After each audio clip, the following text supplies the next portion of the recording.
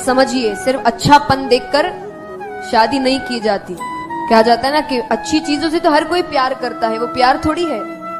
अगर मेरे अंदर अच्छाई है और कोई इंसान को पसंद करा तो वो पूरी दुनिया ही पसंद कर रही है, उसमें क्या खास बात है ऐसी कि वो इंसान पसंद करे। मुझ में जो बुराई है उस चीज को भी कोई ठीक करे या उसको अपनाए, तब मतलब आप उसके साथ रह सकते हैं, क्योंकि शादी कुछ दिन मिलना नहीं होता।